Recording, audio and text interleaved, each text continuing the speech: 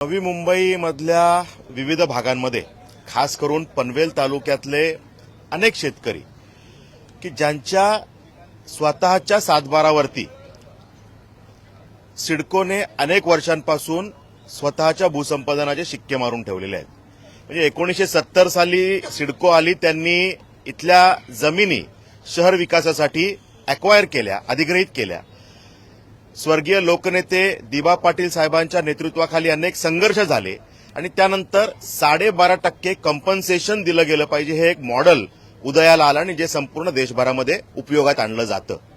त्यानुसार अनेकांना 12.5%चा लाभ मिळाला, ते मिळण्यात सुद्धा दिरंगाई झाली. पण दुर्दैव असं आहे की अजूनही 70ला सिडकोचं अधिग्रहण आज 2026 मध्ये आपण बोलतोय, 56 वर्ष होतात, पण अनेकांच्या सातबारावरती सिडको अशा प्रकारचे शिक्के मारते आणि आम्ही तुमची जमीन अधिग्रहित करणार आहे असं सांगते. मूळ सातबारावर अजूनही शेतकऱ्याचंच नाव आहे, ती जागा शेतकऱ्याचीच आहे. सिडकोनी धड ती जमीन घेतलीही नाही, शेतकऱ्याला मोबदला दिलाही नाही आणि शेतकऱ्याला स्वतःच्याच जागेवरती आज डेव्हलपमेंट करायची असेल तर त्याला परवानगीही सिडको देत नाही. तो बिचारा शेतकरी जेव्हा सिडकोकडे जातो त्याला सांगतो की हा शिक्का तुम्ही कशासाठी मारून ठेवलाय, तुम्ही माझी जमीन घेत सुद्धा नाही, मग तुम्ही जमीन घेऊन टाका, आमचा मोबदला तुम्ही द्या.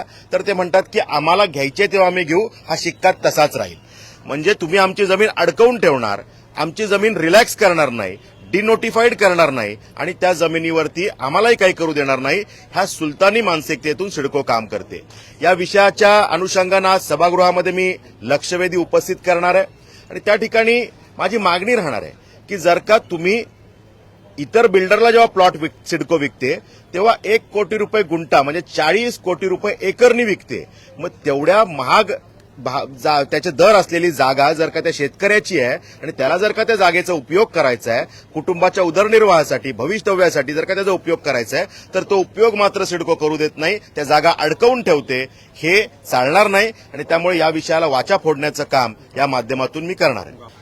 पनवेल तालुक्यातली अनेक गावं आहेत, म्हणजे जर का स्पेसिफिक सांगायचं झालं तर देवीचा पाडा, टेंबोडे, वलवली, घोटचाळ, तोंडरे अशा अनेक भागांमध्ये आणि पनवेल विभागामधल्या अनेक गावांमध्ये म्हणजे बाजूच्या जमिनी अक्वायर केल्यात, मधल्याच काही जमिनी आहेत ज्या सिडकोने अक्वायर केल्याने सोडून दिल्यात, शिक्के मारून ठेवलेत, अशा अनेक जमिनी आहेत. म्हणजे जर का त्याच्यामध्ये माझी ती मागणी आहे की ह्या एकंदरीत ह्या जमिनींचे किती एकर जमिनी आहेत ते सुद्धा मागणी मी आज सभागृहात करणार आहे की नक्की ह्याचा आकार किती आहे, ह्याचं साईज किती आहे. आणि शेकडो एकरच्या ह्या जमिनी आहेत ज्याच्यामुळे शेतकऱ्यांना त्रासामध्ये शेतकरी आलेले आहेत. आता जर काय कंपन्सेशन द्यायचं झालं तर 12.5%चं जे काही कंपन्सेशन होतं ते पूर्वी होतं तेव्हा जमिनीची किंमत कमी होती.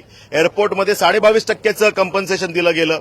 आता जेव्हा ह्या जागा सगळ्या प्राईम लोकेशनला आहेत आणि ह्या जागेची मूळ किंमतच जर का एवढी 40 कोटी एकरच्या आसपास आहे, तर मात्र शेतकऱ्यांना त्याचं कंपन्सेशन कुठल्या मॉडेलनी द्यावं याच्यावरती खरं तर तज्ज्ञांनी विचार करून ते मॉडेल दिलं पाहिजे. शेतकऱ्यांना मान्य होईल अशा प्रकारे ते कंपन्सेशन दिलं गेलं पाहिजे, ही माझी त्यात मागणी राहणार आहे. आणि जर ते सिडकोला द्यायचं नसेल तर त्या जमिनी आपले शिक्के परत घ्यावे सिडकोनी आणि जमिनी डिनोटिफाईड कराव्यात, शेतकऱ्याला त्याचं काम करण्यासाठी जमिनी मोकळ्या करून द्याव्यात, ही मागणी आहे. तर सिडकोच्या ज्या मानसिकतेबद्दल मी नेहमी म्हणतो त्याच पद्धतीनं त्या घराच्या किमती फुगवण्याचं काम हे सिडकोनी त्यावेळेला केलेलं होतं. म्हणजे देवाभाऊंचं स्वप्न गरिबांना घरं मिळाली पाहिजेत, उपमुख्यमंत्री महोदयांचं स्वप्न की गरिबांना घरं मिळाली पाहिजेत, त्याला कुठंतरी गालबोट लावण्याचं काम हे त्या ठिकाणी सिडकोचे अधिकारी करत होते. त्याच्यावरती आपण संघर्ष केला, निर्णय झाला आणि 10% नाही तर जर का त्याचे इनडायरेक्ट इफेक्ट बघितले तर 18%पेक्षा जास्त फायदा हा त्या सगळ्या लॉटरी धारकांना होतोय. टप्प्याटप्प्याने त्याच्यामध्ये ते लोकांना त्याच्यामध्ये सामावून घेत आहेत.